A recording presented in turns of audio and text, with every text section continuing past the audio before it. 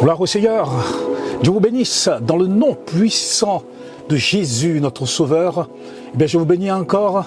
Vous qui nous écoutez, n'oubliez pas de commenter, n'oubliez pas, n'est-ce pas, de liker, n'oubliez pas de nous encourager, parce que nous prêchons la parole de Dieu, afin que beaucoup se donnent au Seigneur, afin que beaucoup viennent au Seigneur et connaissent la vérité qui est en Jésus-Christ, le salut en Jésus-Christ.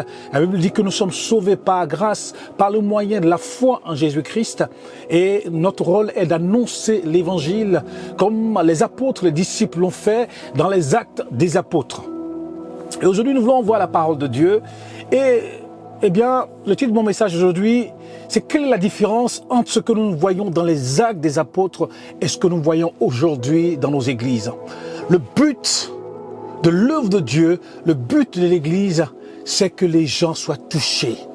C'est que les gens soient, comment je peux dire ça, soient touchés par l'évangile. L'évangile, c'est que, eh bien, qu'on annonce le royaume de Dieu. Le royaume de Dieu est parvenu jusqu'à eux.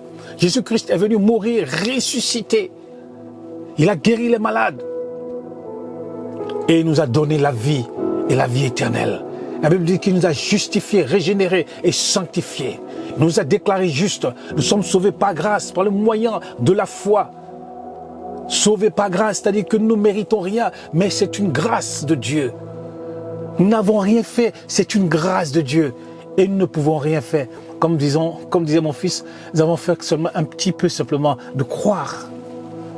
Croire en Dieu. Et lorsque nous voyons dans les actes des apôtres, que ce soit dans Actes des apôtres au chapitre 3 verset 6, Pierre et Jean qui allaient au temple, il y avait un homme qui était paralytique, qui va être guéri. Pierre lui dit, nous n'avons rien.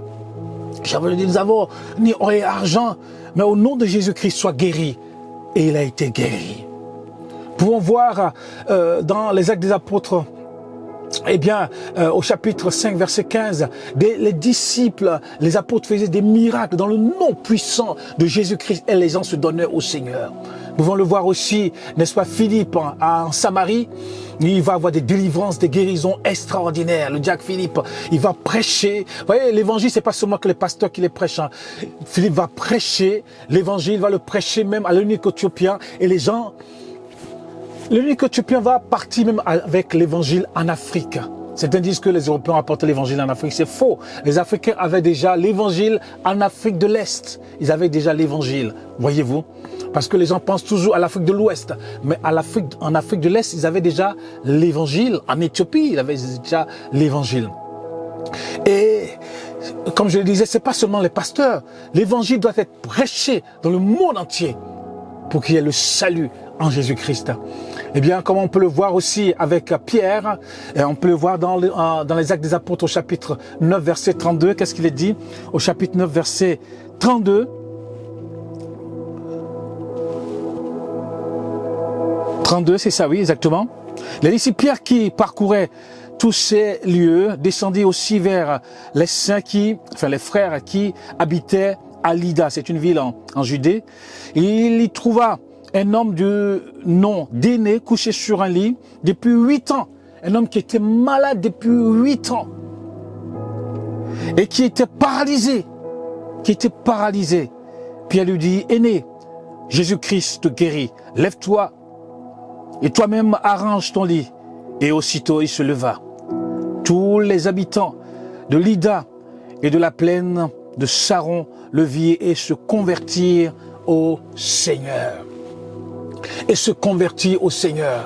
Nous pouvons le voir aussi avec Paul et Barnabas, n'est-ce pas, à Iconium, les gens vont se convertir et le Seigneur va faire des miracles extraordinaires. Nous pouvons le voir aussi, n'est-ce pas, avec Paul, avec le père de Publius qui sera guéri. Et lorsque nous voyons dans les actes des apôtres, quand le Seigneur fait des miracles, des prodiges, c'est qu'il va avoir la parole de Dieu qui sera annoncée par les apôtres et les gens vont se convertir, des foules vont se convertir, ils vont se donner au Seigneur Jésus-Christ. Nous voyons le miracle suivi par la parole de Dieu, la parole de Dieu est prêchée, il y a le miracle et les gens se convertissent au Seigneur Jésus-Christ. Alléluia. Les disciples annonçaient la parole de Dieu et les gens se convertissaient. Ils donnaient leur vie au Seigneur Jésus. Aujourd'hui, qu'est-ce que nous voyons dans les assemblées? Les chrétiens maintenant, qu'est-ce qu'ils veulent? Ils veulent les paroles de connaissance. Certains appellent ça prophétie, ils veulent qu'on prophétise sur leur vie. Ce que nous voyons aujourd'hui, c'est que les gens viennent à l'église. Ils viennent à l'église, ils veulent simplement voir des miracles, peut-être des gens être guéris à l'église. Et ils veulent voir le pasteur ou le prophète ou le docteur prophétiser, ou l'apôtre prophétiser sur, ou apporter des paroles de connaissance sur leur vie simplement. Tu habites dans telle rue, voilà ta maison est dans telle ville, ainsi de suite, et telle chose, telle chose, telle chose. Tout ça c'est bien. Mais quelle est la différence entre ce que nous voyons dans les actes des apôtres et ce que nous voyons aujourd'hui? La différence c'est que des milliers se convertissaient au Seigneur Jésus dans les actes des apôtres. Mais aujourd'hui, on se retrouve seulement que dans les églises. Les gens viennent simplement pour qu'on prophétise, qu'on apporte des paroles de connaissance sur leur vie. Mais on ne voit pas les conversions. On ne voit pas les conversions. Les chrétiens veulent être satisfaits, être ensemble, être satisfaits, être ensemble, être satisfaits, être ensemble. Mais le Seigneur veut qu'on annonce la parole de Dieu pour que les âmes se convertissent. Nous allons vers les temps, des temps difficiles, que ce soit ici en Europe, que ce soit dans le monde. Nous voyons ce qui se passe. Regardez la guerre en Ukraine. Nous voyons comment les dirigeants du monde ne s'entendent plus. Voyez-vous, chacun voit son intérêt. Le monde va dans des temps difficiles. Mais Dieu soit béni, parce que le Seigneur est avec nous. Dieu est avec nous. Il faut que les âmes se donnent au Seigneur. Regardez nos frères qui étaient en Ukraine. Moi, j'ai vu le pasteur Sandé Adelaja qui a fait des choses extraordinaires en Ukraine dans les années 2000 jusqu'en 2015, 2020, 2016. Mais des choses extraordinaires, des frères, des milliers qui se sont convertis au Seigneur, mais ils ont fait des choses extraordinaires, Et aujourd'hui, l'Ukraine est en guerre. C'est sûr que beaucoup de nos frères peut-être sont partis en guerre parce qu'ils ont envoyé des hommes en guerre. Beaucoup sont partis, sont décédés et tout ça, voyez-vous. Aujourd'hui, quelle est la différence entre ce que nous voyons dans les actes des apôtres et ce que nous voyons aujourd'hui? Le Seigneur veut que nous nous réveillons, veut que les chrétiens se réveillent, pour que les chrétiens annoncent la parole de Dieu. Aujourd'hui, on a Internet pour annoncer la parole de Dieu. Moi, quand je parcours Internet ici en Europe, j'ai l'impression qu'il y en a 2 ou 3, ou tout seul, qui annoncent la parole de Dieu ici en Europe. Les pasteurs sont dans leurs églises, parce qu'il y a 100 membres, 200 membres, et bien pour eux, ils sont arrivés. Alors qu'aujourd'hui, Internet est un outil formidable. Hier, je suis allé dans une boutique. Ils vont vouloir ouvrir la boutique. Et ils sont simplement allés sur Facebook. Ils ont fait une annonce. Et ils ont payé, ils ont sponsorisé l'annonce. Mais le monde qui est venu dans la boutique, mais incroyable. Et à la fin, je leur ai dit, mais écoutez, vous avez frappé fort. Parce que quand ils font l'annonce, eh bien l'annonce apparaît directement sur les téléphones de ceux qui habitent la localité. Et les gens viennent. Et aujourd'hui, nous avons une occasion formidable pour annoncer l'évangile. Partout dans le monde, le message que je suis en train d'apporter arrive en Amérique, arrive en Afrique. Des fois, quand j'arrive à l'aéroport, il y a des gens qui me disent « Pasteur Kwaku », mais je ne les connais pas. C'est parce qu'ils ont vu mes vidéos. Il y a des gens aux États-Unis qui me connaissent, mais moi je ne les connais pas. Mais ils ont vu mes vidéos. Ici, des gens en Europe, ici, ils me connaissent. Moi je ne les connais pas, mais ils me connaissent. Parce que j'annonce l'évangile de Jésus-Christ. Moi, je ne suis pas ici pour parler de politique ou quoi que ce soit, machin. Moi, je suis là pour parler de Jésus-Christ. Mort pour nous, ressuscité, nous a donné la vie et la vie éternelle. C'est ce que je suis là. C'est mon rôle, mon but de l'annoncer. Afin que les âmes passent de la mort à la vie, des ténèbres à l'admirable lumière de Jésus-Christ. C'est le but ici. Je ne viens pas ici pour demander de l'argent à quelqu'un. Je ne viens pas ici pour demander quoi que ce soit à quelqu'un. Mais ce que je demande, c'est que vous donnez votre vie au Seigneur. Et si vous tombez sur cette vidéo, sachez que Jésus est vivant. Il est mort, il est ressuscité. Et il est vivant. Et il est celui qui peut changer ta vie. Il est celui qui peut transformer ta vie. Et il l'a fait pour nous. Et il peut le faire pour toi. Alléluia. Ce qu'il a fait dans les actes des apôtres, il peut le faire aujourd'hui. Il est celui qui sauve, il est celui qui restaure, il est celui qui délivre. Par la main des apôtres, le Seigneur a délivré des gens, le Seigneur a guéri des gens par la main des apôtres. C'est pas les apôtres qui guérissent, c'est pas nous. Moi, des fois, je suis parti aux États-Unis, que ce soit aux Antilles, mais quand tu pries pour les gens tombent, les gens sont libérés, les gens sont guéris. Mais moi, je n'ai rien. Qu'est-ce que j'ai dans ma main? Je n'ai rien du tout. I got nothing in my hand. Il n'y a rien. J'ai pas de quoi que ce soit.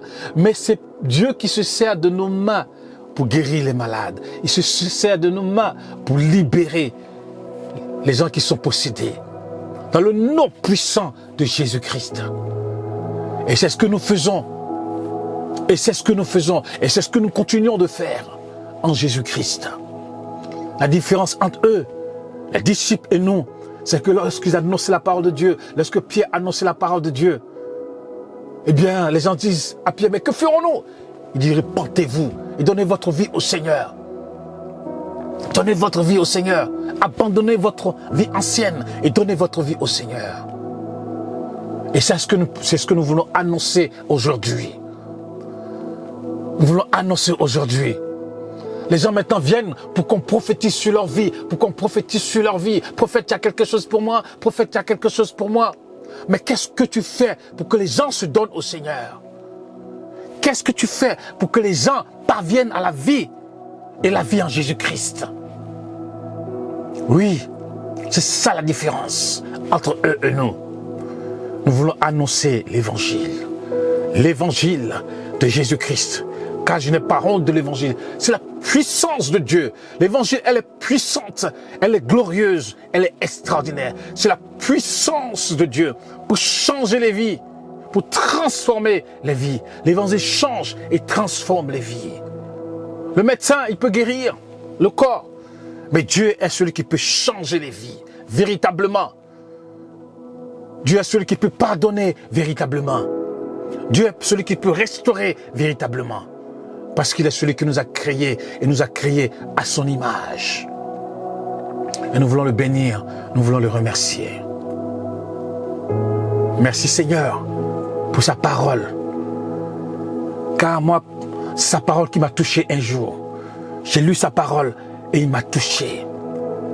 Et son esprit m'a touché, son esprit est tombé sur moi et il m'a touché. Et comme les disciples le faisaient, les apôtres le faisaient, ils arrivaient à des endroits, ils priaient pour des frères. L'esprit tombait sur eux, ils ont commencé à parler en d'autres langues. Et Dieu, eh bien, bénissait les familles. Dieu libérait, Dieu guérissait, et les gens se convertissaient au Seigneur Jésus-Christ. C'était extraordinaire. Et c'est ce que nous voyons dans les actes des apôtres et dans les épîtres de Paul. Dans toute cette ville que Paul parcourait. C'est vrai qu'il a eu de difficultés, n'est-ce pas, à annoncer l'évangile, mais c'était extraordinaire de voir toutes ces âmes qui se sont données au Seigneur à l'époque. C'était extraordinaire et magnifique et glorieux. Eh bien, que Dieu vous bénisse, que votre vie puisse servir à annoncer l'évangile de Jésus-Christ. À annoncer l'évangile de Jésus-Christ. Alléluia. Il n'a pas changé. Il est le même hier, aujourd'hui et éternellement. Hier, aujourd'hui et éternellement. Que Dieu vous bénisse. Que nous puissions continuer les actes des apôtres. Dieu n'a pas changé. Dieu aujourd'hui peut agir dans nos vies à travers vos mains, à travers votre prière. Les malades sont guéris. À travers votre main, à travers vos prières. Les âmes sont délivrées dans le nom puissant de Jésus-Christ. Alléluia, le Saint-Esprit est là. Le Saint-Esprit est là, il habite en nous, par la puissance glorieuse de Dieu. Alléluia. Il est bon et il est merveilleux. Dieu donne les dons pour qu'on puisse les exercer, pour que les âmes se donnent au Seigneur. C'est le but, pour que les gens se convertissent. Dieu ne donne pas les dons pour qu'on prophétise, pour qu'il y ait des paroles de connaissance, pour qu'il y ait des miracles, pour qu'il y ait de ceci ou cela, pour qu'on puisse se glorifier soi-même, mais pour qu'on puisse glorifier Dieu, et pour que les âmes passent de la mort à la vie en Jésus-Christ de Nazareth. Alléluia. Que Dieu vous bénisse au nom puissant de Jésus et que votre vie puisse servir, n'est-ce pas, à annoncer l'évangile de Jésus-Christ. Amen. Dieu vous bénisse. Amen.